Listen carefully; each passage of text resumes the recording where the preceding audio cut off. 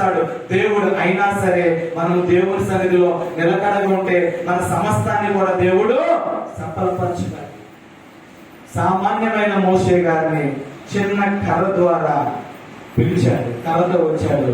మోషే చేతిలో ఉన్న ఆయుధాన్ని గొప్ప అద్భుతంగా మార్చాడు.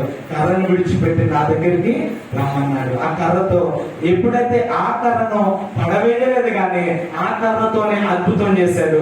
ఆ కర్రను దేవుని కర్రగా మలుచుకున్నాడు. దేవునికి స్తోత్రం. పిల్లలు ఎప్పుడైతే దేవుని కర్రగా మారిందో ఆ కర్ర పట్టుకుని అనేక అద్భుతాలు చేశాడు.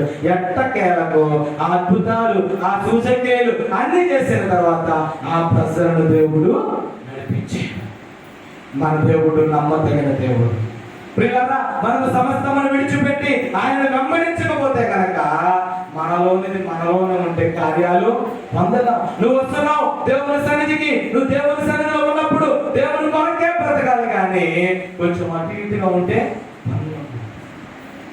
మోసే సమస్తాన్ని విడిచిపెట్టాడు. నీ పనులకు ప్రాముఖ్యత ఇస్తున్నావా?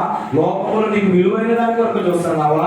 దేవుని కొరకు చూస్తున్నావు. నువ్వు దేవుని కొరకు బ్రతికితే కనుక నువ్వేం చేస్తావు తెలుసా? ఫలాలను పొందుకుంటావు. దేవుని కొరకు సాక్షిగా ఉంటే కనుక దేవుడు నిన్ను ఆశీర్వదిస్తాడు. పరో చేతిలో కర్ర ఉంది, మోసే చేతిలో కర్ర ఉంది. మోసే చేతిలో ఉన్న కర్ర దేవుని యొక్క కర్ర. పిల్లరా, ఆ కర్రనే పట్టుకుని మోసే ఎక్కడికి వెళ్ళాడండి?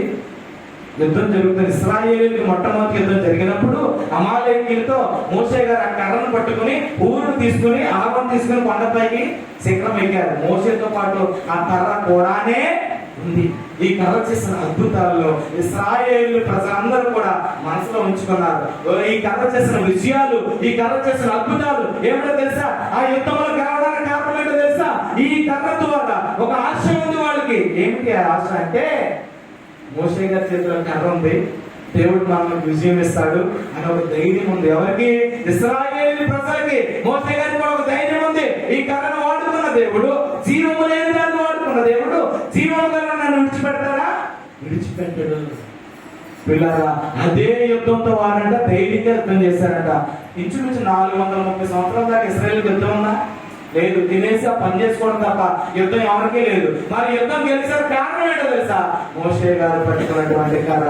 ఆ కర్రను పైకెత్తి 2 చేతులు ఆకాశం విప్పెత్తి ఏం చేస్తున్నాడు? విజ్ఞాపన చేస్తా ఉన్నాడు.